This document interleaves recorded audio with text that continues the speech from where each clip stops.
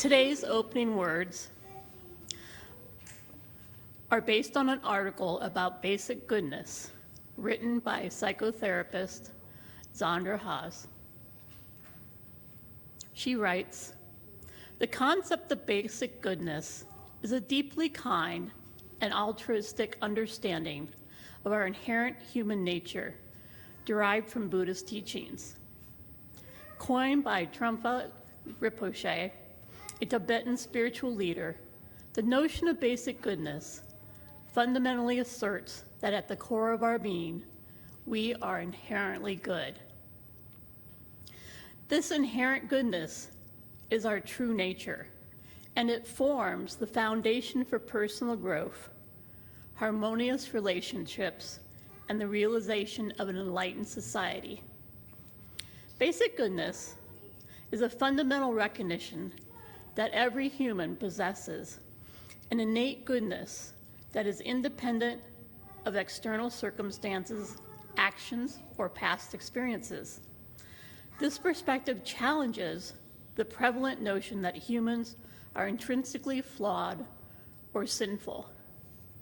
At the heart of this teaching is the idea that basic goodness is not something to be acquired or cultivated, but to be uncovered and embraced. Our inherent goodness is already present. We need only strip away the layers of ego and conditioning that obscure it. This insight is not limited to any particular spiritual tradition, but transcends boundaries, resonating with those from all walks of life who seek a deeper understanding of their own nature."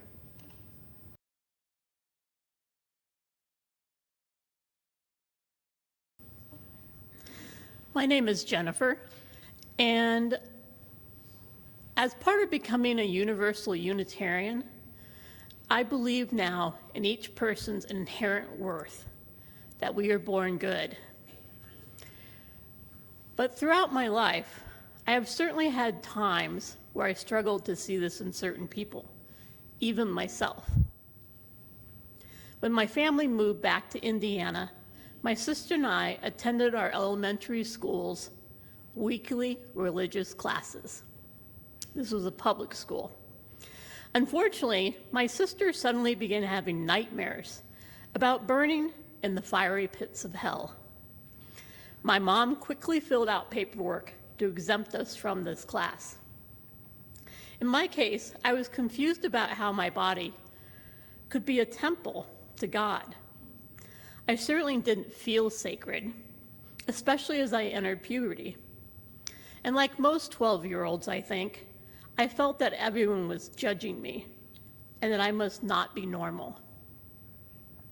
I was sure that once I was baptized, that I would undergo a dramatic transformation. I visualized heaven opening up and a single beam of sunlight spotlighting me to show God's favor. I would be transformed, sacred. I would be exceptional. I would become a nun. At the same time, I was terrified to stand out from my peers. And nothing happened except I was soaked after being baptized. Had I not been worthy enough? How could my sister and I be God's children when we were also threatened with hell? How could I be a temple when I felt so wrong and uncomfortable in my body? When I moved to Seymour in 2013, I began attending UUCCI. I can say now that I believe that every individual is worthy. But I would not see this in someone who hurt me or my family and friends. Subjectively, I feel this is true. But as soon as someone's actions hurt people, can I have a pass to kick that person into the irredeemable evil category? Now my sister will not even enter a church building, even when I tell her that Mom is so proud of her and would love to show Janine off to all mom's friends. Yet Janine still keeps her small New Testament Bible that she won as an award for learning the most scriptures in her elementary school Bible class. I am comfortable now saying that I am not a Christian, although I learned a lot through attending church every Sunday. My Christian past, though, lurks in the background of my thoughts, despite my UU beliefs now.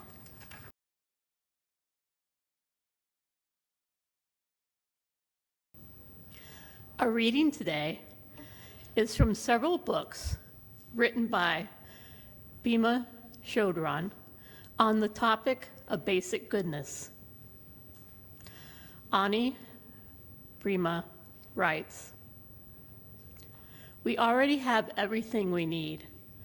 All these trips that we lay on ourselves, the heavy-duty fearing that we're bad and hoping that we're good, the identities that we so clearly cling to, the rage, the jealousy, and the addictions of all kinds. Never touch our basic wealth. They are like clouds that temporarily block the sun, but all the time, our warmth and brilliance are right here. This is who we truly are. We are one blink of an eye away from being fully awake." When you come from the view that you're fundamentally good, rather than fundamentally flawed, as you see yourself speak or act out, as you see yourself repress, you will have a growing understanding that you're not a bad person who needs to shape up, but a good person with temporary, malleable habits that are causing you a lot of suffering. And then in that spirit, you can become very familiar with these temporary but strongly embedded habits. We all carry around truckloads of old habits, but very fortunately for us, they're removable. This path entails uncovering 3 qualities of being human, 3 basic qualities that have always been with us, but perhaps have gotten buried and almost been forgotten. These qualities are natural intelligence, natural warmth, and natural openness. If we are not obscuring our intelligence with anger, self-pity, or craving, we know what will help and what will make things worse. Natural warmth is our shared capacity to love, to have empathy, to have a sense of humor. It is also our capacity to feel gratitude, appreciation, and tenderness. The third quality of basic goodness is natural openness. The spaciousness of our sky-like minds. We can connect with that openness at any time. Trungpa Rinpoche explains Buddha nature in various ways. He taught that all beings have enlightened genes, murderers and Buddhas alike. Beings suffering the agony of hell have exactly the same innate ability to wake up as those enjoying the bliss of enlightenment. He presented this teaching as basic goodness. The ultimate nature of everything tends toward goodness, and there's no way to stop it, no matter what we believe. Ego could be defined as whatever covers up basic goodness. From an experiential point of view, what is ego covering up? It's covering up our experience of just being here, just being a fully being where we are, so that we can relate with the immediacy of our experience. Egolessness is a state of mind that has complete confidence in the sacredness of the world. It is unconditional well-being, unconditional joy that includes all the different qualities of our experience. And last, she wrote, "At some point, we need to stop identifying with our weaknesses and shift our allegiance to our basic goodness. It's highly beneficial to understand that our limitations are not absolute and monolithic, but relative and removable. The wisdom of Buddha nature is available to us at any time.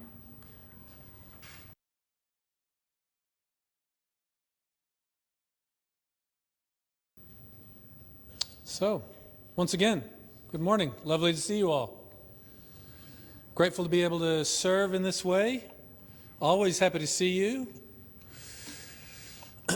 Something I'm working on in my life and here in the pulpit is to smile more. I'm naturally a grouchy person, so here we go. Thank you. Thank you. All right. I'm going to need this smile, I think, for this sermon and this topic. Before I get into it, though, I just want to say, wow, what a couple of weeks it's been. Just when we think it can't get any crazier, off they go. In my family, when someone has totally lost the thread, we say they've gone wheels off. And that is a pretty apt description, I think, of what we're seeing in our country right now. Our sermon today isn't directly about this wheels offness, but I did want to raise it because I really think it's important to acknowledge the intensity of the current state of affairs here, globally. I typically find myself able to stay reasonably calm amidst the madness of our current administration, but this latest escalation, the starting of an unsanctioned war without any congressional oversight in the Middle East, I find this quite disturbing. So, before we step off into this exploration of original sin and basic goodness, I'd like to invite us to do 3 deep breaths together. And remember, on the third one, we'll hold it for a second. And then when we exhale, we can just let it go like a sigh. Okay? So.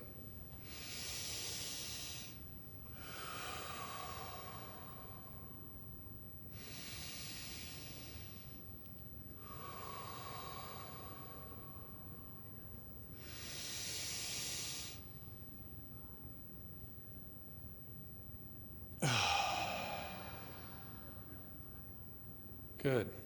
Thank you. That helps me. So let's dive into this thing. One of the most interesting things about seminary is the idea of formation.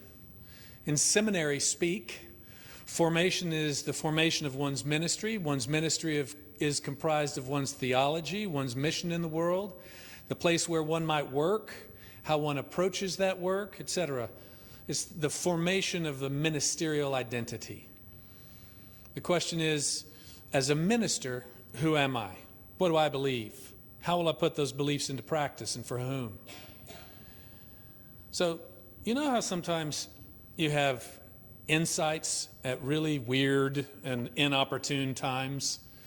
Like in the shower, or driving down the freeway, or sitting on a toilet, or before voice to text. This used to drive me crazy because I'd always have my best ideas in these weird, inopportune moments. But now, with voice to text, I could just, hey Siri, and take a note. So, at one of these inopportune times, I had an insight, and I wrote this voice to text note to myself last week about my own ministerial formation. I wrote, or texted, voice to text. There needs to be a simpler way to say that. I wrote, I'm willing to wrestle with things publicly. Theological things, philosophical things, moral things. I'm willing to do this from the pulpit, and that's one of the skills I bring as a preacher. I don't know everything, and I don't pretend to know everything. I try to sort it out as I go, because that's what we're all doing. Hopefully what I can provide is some accompaniment to others as we do that together. So voice to text for the win, I think. And this sermon is definitely one of those wrestling matches. I grew up Episcopalian, not very devout. My family didn't practice extensively. My dad was an atheist. My mother referred to herself as an Episcopagan. I went to church to see friends, but by high school I was mostly done with church, or at least that church. My home culture of West Texas was very conservative, so there was a lot of Pentecostalism around. And during my early teen years, as I was drifting out of the Episcopal Church, I did some searching in those Pentecostal spaces. It was there that I met the intensity of those folks who believe deeply in original sin, hell, salvation through Christ, the Holy Spirit, all the rest of it. And though these beliefs never really made rational sense to me, I tried them on for a while because it seemed like everyone else believed them, and some seemed to believe them to the degree that their lives appeared to have answers that mine lacked. Some of those folks had a confidence that I envied. Call it a framework of confident meaning making.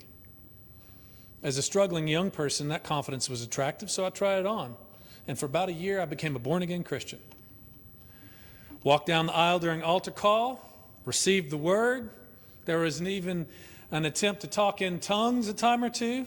And all the whole bit. I did it all.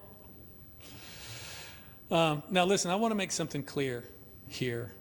I've got no beef with Jesus or Christianity or even Pentecostalism, generally speaking. As you use, we are all allowed to do meaning making in the ways that make the most sense to us. In fact, this may come as a surprise, I consider myself a true believer in the message of Jesus. I'd even go so far as to say that I'm a type of Christian. I'm just not a Trinitarian Christian. I don't believe in sin, hell, the Trinity, or the idea of Jesus as God incarnate. Some Christians might call me a heretic for saying that, but there it is. So arriving at these beliefs that where I am now has been a winding path full of asking a lot of questions. One of those big questions was, what is original sin? So to answer this, we've got to have just a little bit of history. In the first 300 years of the Christian movement, there was a huge debate between the Gnostics, who did not agree with the idea of Jesus as God and original sin, and the followers of Irenaeus and some other teachers who did believe that Jesus was God and was sent to save us from an original badness that from birth all humans carried within, original sin. The Gnostics rejected this idea. They said Jesus wasn't God, but rather the prime example of a person who had discovered or uncovered the innate inner divinity that Gnostics believed resided within every person. They believed that people could be tempted away from inner divinity by sin, but not that we were pre-made of sin. The Gnostics argued that we all possessed a spark of the divine and could realize this spark, just as Jesus did.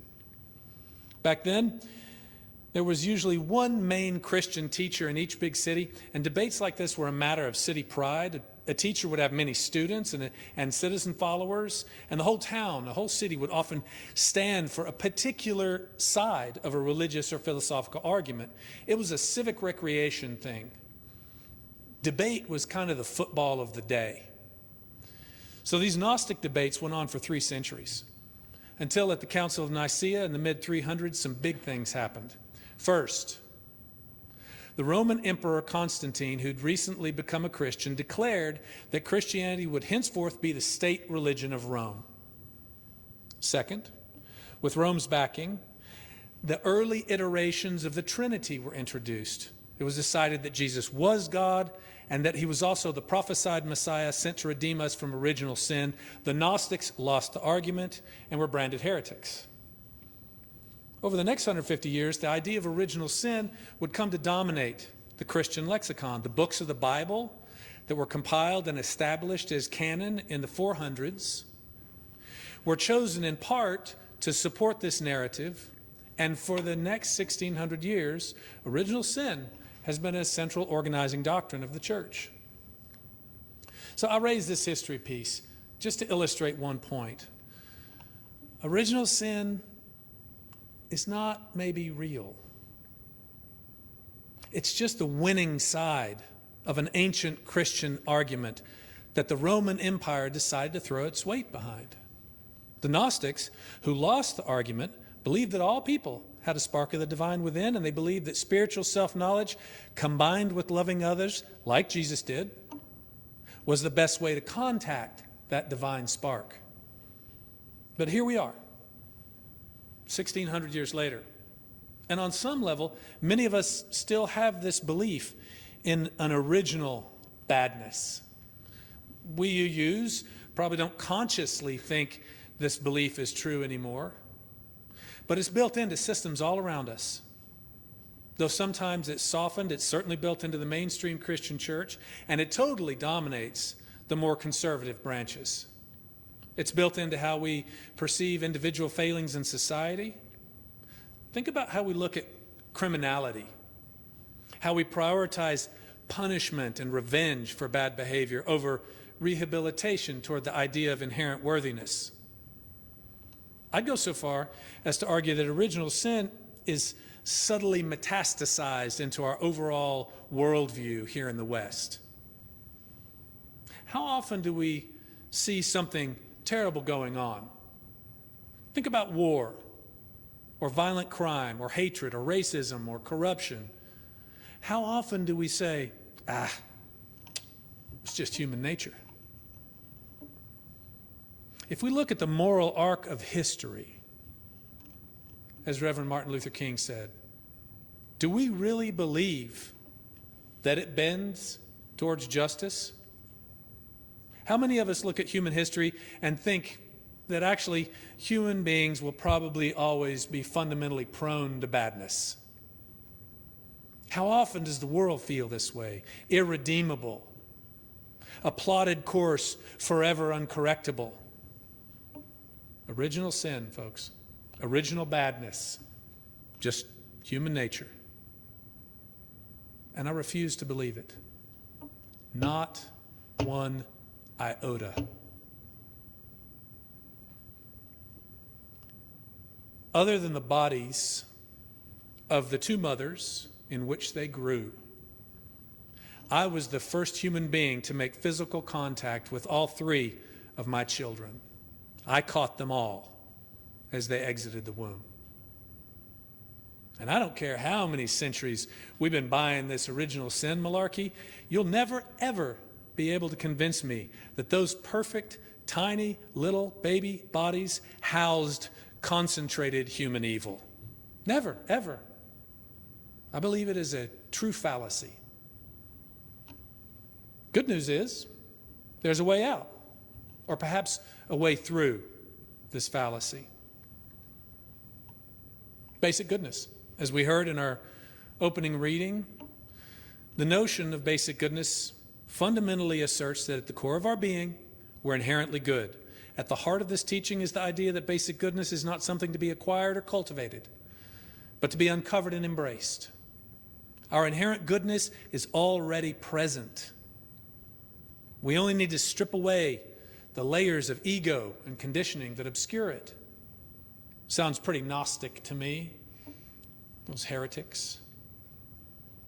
As Pema Chodron also wrote, at some point we need to stop identifying with our weaknesses and shift our allegiance to our basic goodness. It's highly beneficial to understand that our limitations are not absolute and monolithic, but relative and removable.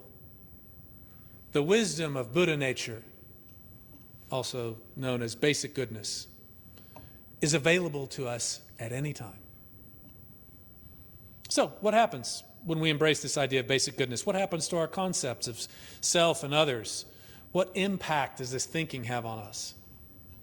In UU Spaces, we subscribe to a similar belief. Our first principle states that we believe in the inherent worth and dignity of every person. That's pretty close to the idea of basic goodness. Basic goodness may be a little different, perhaps more encompassing, but close enough, I say. How about we run a little thought experiment with these concepts, this concept of basic goodness? Are y'all game for a little kind of a challenge round? little experiment. We've been doing a little theater here. Are y'all willing to indulge? Yeah?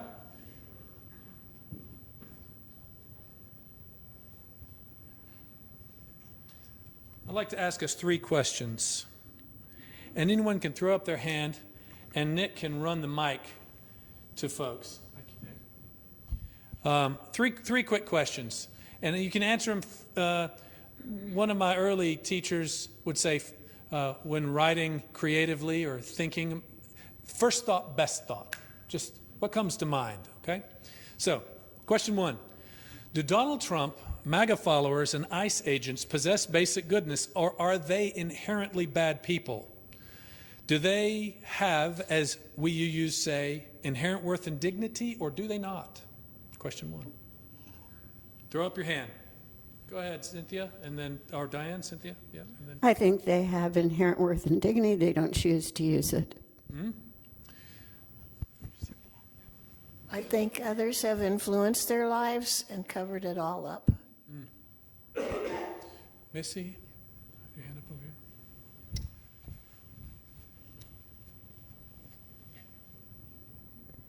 I think we have to assume that they do have inherent goodness because we assume it's in everybody. Anyone else? I think Amanda, one more. Yeah. Well, I'll be honest, I really struggle with this. And to me, I felt like they sold their humanity. Like they gave it away for, like I think they had it, and I feel like they just threw it away for material, like money and all these things that they felt were better than, you know, humanity. Thank you. Just a couple more. I believe that they have inherent worth and dignity. I believe that they've been brainwashed.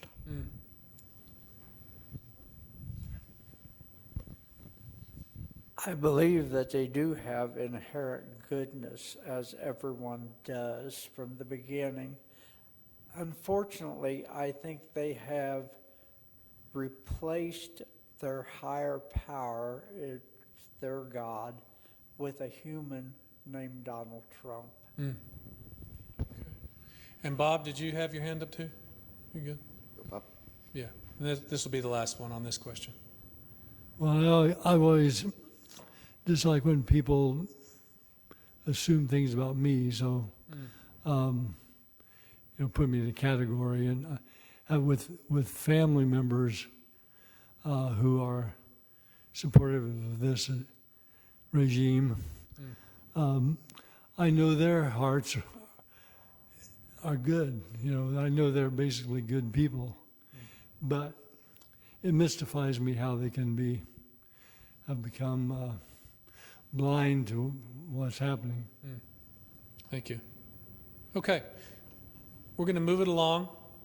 Just a couple responses on these next 2 because we're pushing our time a bit today. If Donald Trump and his followers inherently possess basic goodness, then why are they doing bad things?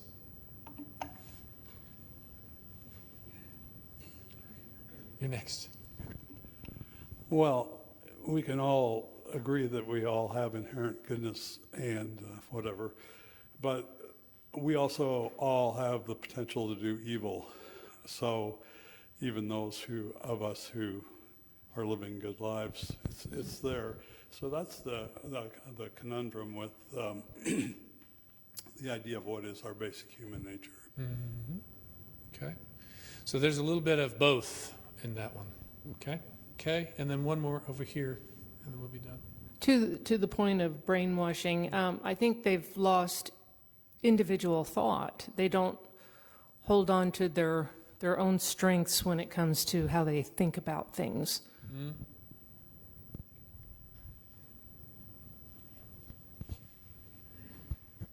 Fear. I think that they're afraid, like terrified, and I think that's what makes them conform. Like starting from indoctrination, if you think that you have to do certain things to have a pass to heaven, it's fear mongering. So I think that leads the behavior. Thank you. Great. Last question. What should we do when facing others whose behavior doesn't align with their basic goodness? What should we do when facing others whose behavior does not align with their basic goodness? Two back there.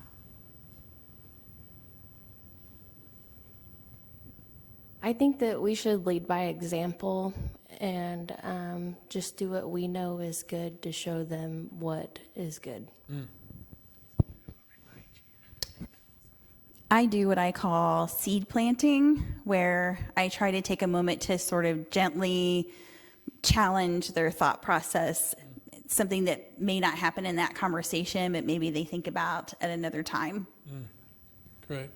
So Missy, and then one in the back row as well, and then we'll be done with this one. I have a little difficulty with this because I have some really good friends that are extremely MAGA.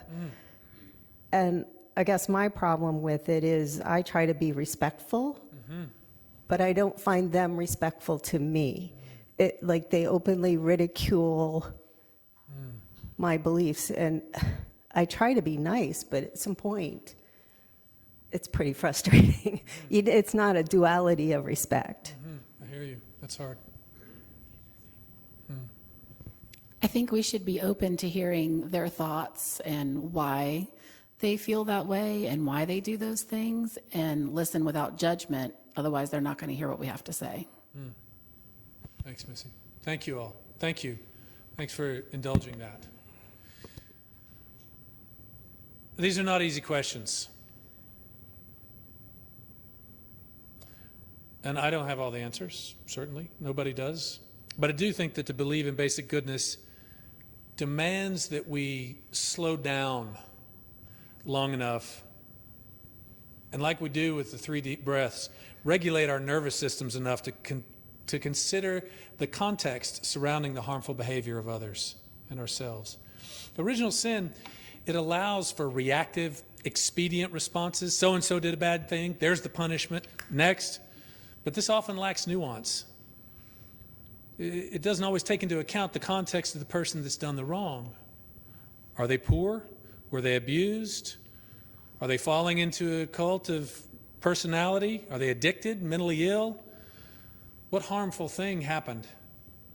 And when it comes to ourselves and those we love, those whose flaws don't do a lot of harm, it's not really difficult to extend the idea of basic goodness. But when someone's behavior is horrendously abusive or violent, something in our mind shifts from extending an awareness of basic goodness to protecting ourselves and those we love. And I want to say here that the impulse to protect those we love from harm is completely in line with what Buddhists call right action. If someone were trying to harm my children or my family or you guys, you can bet your butt they'd meet the protector side of me. But what if we were to engage the protector side of ourselves while also recognizing the basic goodness, worth, and dignity of those who commit harm? How would our protective behavior have to change? And there's no easy answers, again. But this is that wrestling. I do have some guesses about how things could be if we as a species were able to see ourselves through this lens of basic goodness. I'd imagine that when we saw harm or did harm, we'd see ourselves and each other as confused or asleep, making mistakes, missing the mark, rather than being inherently bad. And we'd recognize that some folks might be terribly confused, deeply asleep, making hugely damaging mistakes. But basic goodness would still invite us to center understanding over punishment, responsibility and reconciliation over condemnation and revenge. And how would this kind of thinking change criminal justice? How could it change how we see folks like Trump and MAGA? Maybe prisons might cease to be these horrible abuse cages, but be more akin to rehabilitation centers. As part of a team working on a documentary, I've been inside a maximum security prison in Sweden, and I can promise you, it's still jail. Everybody ain't sipping pina coladas, But there is a sense that the system there isn't there to further the abuse, but rather to try to reconnect people to themselves, their families, the societies in which they live. Regarding our political leaders, what if there was a truly robust system of holding leaders to account such that a leader who goes wheels off and was doing great harm could automatically, within the law, be removed from power without violence? We sort of have that, but it's not really working. What if we centered the idea that no one person or group's needs exist above the collective thriving of everyone else? What if we truly understood others through this basic goodness lens? Would we see war come to an end? Would we see an end to poverty, racism, oppression? If we were to truly understand, truly, deeply understand everyone as basically good, rather than basically bad, we would extend, I believe, we would extend to one another compassion and grace while also holding one another to account. Making mistakes that harm each other might never come to a perfect end. Got a little wasp here. It's coming to do me harm. I don't know, he may be basically bad.